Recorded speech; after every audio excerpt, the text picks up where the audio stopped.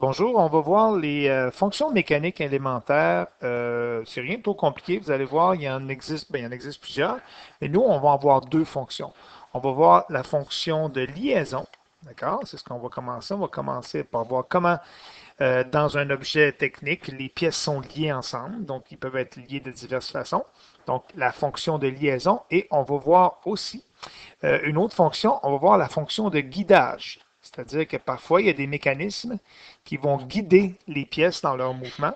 Donc, c'est les deux fonctions qu'on va voir ensemble. La première chose qu'on va voir dans la fonction de guidage, pardon, la fonction de liaison pour commencer, avant de vous parler de la fonction de liaison, je dois vous parler de c'est quoi un organe de liaison. D'accord? Un organe de liaison, c'est super simple. Quelque chose, c'est un dispositif qui va maintenir des pièces ensemble.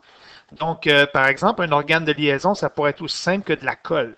Alors, par exemple, j'aurais le morceau en bois A, puis j'aurais le morceau en bois B. Puis pour les lier ensemble, ben, je vais utiliser un organe de liaison. Dans votre cahier, si vous regardez à la page 205, on vous parle d'un vélo. Puis, si je parlais, par exemple, je ne sais pas moi, de la roue qui est ici, puis je parlais du cadre du vélo, ben, pour lier la roue au cadre, il y a un organe de liaison, puis cet organe de liaison-là, c'est en réalité un boulon. Fait que l'organe de liaison qui est là, bon, vous avez un écrou, vous avez une vis spécialisée quand même, c'est pour un vélo, mais l'organe de liaison, c'est ce qui lierait, par exemple, la roue au cadre. Donc, dans ce cas-ci, l'organe de liaison il est situé juste ici, d'accord? Donc, j'aurais un boulon qui lierait ma roue au cadre. Alors, exactement, puis c'est exactement ça le principe, c'est de lier des pièces ensemble. Par exemple, un clou, c'est un organe de liaison parce que ça peut lier ben, deux morceaux de bois ensemble, comme je l'ai mentionné. Des rivets, c'est pour maintenir, souvent on va utiliser ça pour maintenir des pièces métalliques ensemble. C'est très solide, ça ne peut pas être enlevé, c'est permanent, fait que ça reste là. Une broche, donc une agrafe, ça peut être un organe de liaison. Donc un rivet, vous en avez un ici, là, juste au centre. Ça fait que vous avez des rivets ici pour tenir les pièces métalliques, mais parfois les rivets, on peut les voir aussi sur des pièces usuelles de tous les jours, là, des outils comme les ciseaux par exemple. Des velcro. Donc un velcro, c'est un organe de liaison. Une vis, c'est un organe de liaison. Un trombone, pour lier, par exemple, le morceau de papier A avec le morceau de papier B. On peut utiliser un trombone. Un bouton poussoir. Donc, ce bouton pression-là qui est là, ben, c'est pour lier, par exemple, ben, la partie A du manteau à la partie B du manteau. Fait que, on utilise un organe de liaison. Donc, il en existe plusieurs, des organes de liaison, mais ce qu'il faut retenir, c'est que ce sont des dispositifs qui vont lier des pièces ensemble, comme la colle, comme Velcro, etc. Autre chose par rapport aux organes de liaison, c'est on peut les diviser en deux catégories.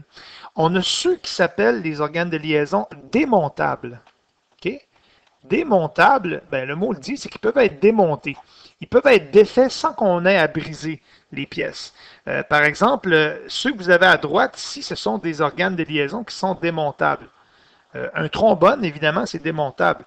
Je pourrais l'enlever, puis je pourrais séparer les deux morceaux de papier. Une vis, c'est un organe de liaison qui est démontable. Parce que ben, je peux visser l'objet, puis si je tourne la vis en sens inverse, ben, je peux dévisser.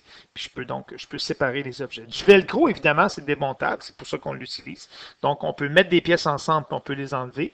Puis, ben, un bouton pression pour une veste, c'est démontable. On peut joindre les morceaux ensemble, puis quand on enlève la veste, ben, on tire dessus, puis c'est démontable, d'accord? Puis l'autre, ben, vous l'avez deviné, c'est ce qu'on va appeler des organes de liaison, pardon, qui sont indémontables. Donc, indémontable, ce que ça veut dire, indémontables. Ben, ça ne veut pas nécessairement dire qu'ils ne peuvent pas être séparés. Tu sais, si on force très fort sur l'organe de liaison ici, autrement dit le rivet qui est là, probablement qu'on peut séparer les deux morceaux du ciseau. Mais ce que ça veut dire indémontable, ça veut dire que si on sépare les deux pièces, on va être obligé d'endommager l'objet technique. Donc ici, si vous avez par exemple, comme je disais, le morceau A et le morceau B collés ensemble, si vous prenez des pinces très très solides et volumineuses, puis vous essayez de les séparer, bien, il est possible que le morceau de bois casse à certains endroits. parce que ça va endommager la pièce, c'est pas fait pour ça. Même chose si vous tirez sur la partie de métal qui est ici pour séparer les pièces de métal, ben, il est possible que ça endommage. Même chose, une fois par exemple une agrafe, si vous avez agrafé des morceaux de papier ensemble, si vous essayez d'enlever le papier, d'enlever les morceaux de papier ensemble, vous allez déchirer le papier, puis vous allez l'endommager. Donc, on considère ce que vous avez à gauche comme des parties qui sont indémontables. Un clou, ben, il est possible d'enlever un clou sans trop endommager. Mais souvent, le clou va être considéré un organe indémontable parce que on peut pas, tu sais, si le clou ne dépasse pas, s'il est bien cloué, il n'y a pas de moyen d'enlever le clou. Donc, on le considère qu'il est indémontable. C'est sûr que si la tête du clou dépasse, on peut utiliser l'arrache-clou au dos du marteau, mais c'est quand même considéré indémontable. D'accord? Donc, indémontable veut dire que si on veut séparer les objets, on va être obligé de les endommager. C'est pour ça que c'est considéré indémontable. Alors, si on regarde dans le cahier à la page 205, ce qui est à retenir, vous avez la définition d'une liaison. Bon, assemblage de deux ou plusieurs pièces d'un objet technique, ça va de soi. Peut-être juste se souvenir qu'une liaison, ben, c'est pour assembler des pièces. Donc, assemblage de deux ou plusieurs pièces. Mais ce qui est encore plus important, si on va voir dans les liaisons, c'est de savoir c'est quoi un organe de liaison. Okay? Donc, un élément qui permet d'assembler des pièces et de les maintenir et de maintenir le lien entre elles. Donc, vous avez des exemples qui sont un petit peu plus hauts. Organes de liaison, exemple. Puis il y en a quelques-uns qui sont nommés ici. Là, vous avez des vis, des agrafes, de la colle, du velcro, etc. OK? Donc, vous avez des exemples qui sont ici. OK? Ça, c'est des organes qui permettent de maintenir des pièces ensemble. Des organes de liaison. Ensuite, si on va à la page suivante, on vous parle des deux types de liaisons dont je vous ai parlé. Donc, la liaison qui est démontable et indémontable. Donc, ça, c'est à retenir. Démontable, ce que ça veut dire que les pièces peuvent être séparées sans endommager aucune pièce. Donc, ça, c'est bien, bien important. Donc, démontable, on ne va pas endommager sans endommager aucune pièce. Alors que indémontable, peut-être que des fois, on peut les séparer, les pièces, sauf que c'est impossible de séparer les pièces sans endommager. Donc, le rivet, le clou et la colle produisent des liaisons indémontables. Donc, vous l'avez ici. Alors qu'on vous dit, par exemple, excusez-moi, alors qu'on vous dit que ici, la vis et le boulon sont des pièces qu'on considère démontables. Donc, vous avez ça à droite. Puis ici, on vous donne des exemples. Donc, vous avez des clous, des vis, vous avez des rivets juste en bas, puis vous avez des boulons et des vis. Donc, voilà. OK, ça va pour ça. Donc, ça, c'était les pièces, les organes de liaison démontables et indémontables. Maintenant, l'autre chose que j'ai à vous expliquer, c'est les fonctions de guidage. Ça aussi, c'est relativement simple. Je dirais, guider une pièce, ça veut dire l'aider dans son mouvement, c'est-à-dire diriger son mouvement. Comme par exemple, les rails pour un chemin de fer, là, les rails que vous voyez ici, ils ont une fonction de guidage. C'est eux autres qui vont guider le train. Puis, ils vont guider le train en ligne droite.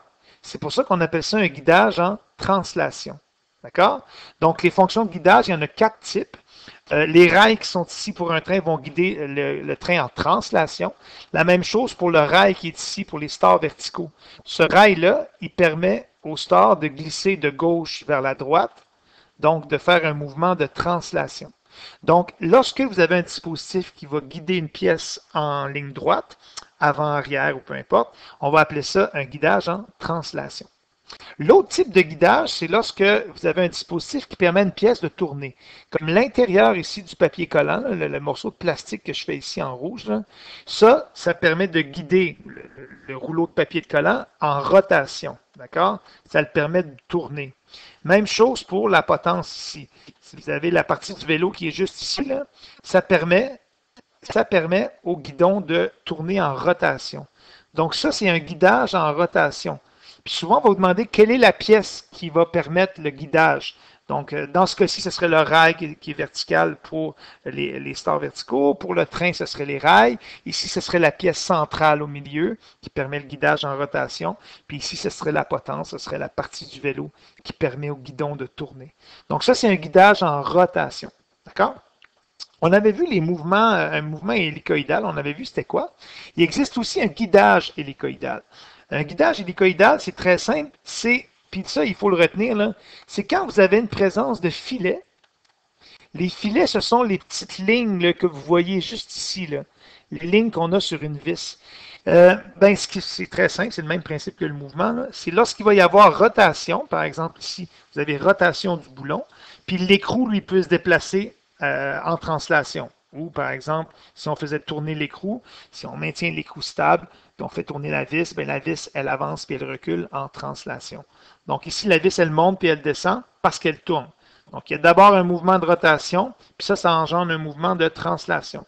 La même chose ici, là, vis-à-vis de la flèche, vous avez une rotation d'une vis qui, elle, va, donc la vis qui est là, bien, elle tourne, elle fait une rotation, mais en tournant cette vis-là, elle produit la translation, OK, de la pince qui est là.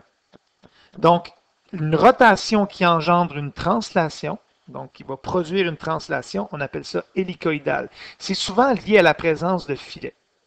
Alors qu'un guidage qui est mixte, donc le dernier type de guidage, le guidage qui est mixte, il n'y a pas de présence de filet. Il n'y a pas de filet pour diriger le mouvement, d'accord? Il n'y a pas de petit filet. Les espèces de tiges télescopiques, là, okay, donc ici, il n'y a pas de filet. Les tiges télescopiques, là, elles peuvent faire un mouvement de translation, elles peuvent s'étirer comme ça, mais le bout aussi, il peut faire un mouvement de rotation. Mais ce n'est pas nécessairement la rotation du bout qui va produire la translation. Donc, c'est comme, comment je vous dirais ça, c'est que la partie qui est ici avec le téléphone cellulaire, elle n'a pas besoin de tourner pour pouvoir provoquer la translation. C'est simplement, elle peut tourner à vide. Un peu comme les espèces de joueurs là, qu'il y a sur les tables de baby-foot. Ben, ils peuvent faire une rotation, mais quand ils vont faire une rotation, ça ne va pas nécessairement produire une translation. La translation, elle se fait de façon indépendante. Donc, la rotation se fait de façon indépendante. Ça ne va pas provoquer la translation. Il peut bouger comme il veut, sans filet. C'est simplement que les deux mouvements sont libres. Donc, c'est soit rotation ou soit translation. Puis, à la limite, comme pour une table de baby-foot, ça pourrait aussi être les deux. Donc, ça, c'est les 4 fonctions de guidage. Donc, les 4 types de guidage. Dans votre cahier, dans le bas de la page 206, on vous dit c'est quoi un guidage. Bon, je ne vais pas vous demander la définition d'un guidage là, dans un examen. Là. Dispositif qui permet de contrôler ou d'encadrer les mouvements. Bon, on pourrait, ça c'est juste simplement pour vous dire c'est quoi un guidage. Mais l'important, c'est de connaître les 4 types de guidage. Puis ils ont des symboles. Les symboles, bon, il faudrait être capable de, bon, peut-être pas les dessiner, mais être capable de les reconnaître. Vous avez celui en translation. Mais l'important, c'est vraiment de connaître les types de guidage. Donc, le guidage en translation, ici, on vous le dit, lorsque la définition, c'est à savoir, pour déplacer un objet en ligne droite.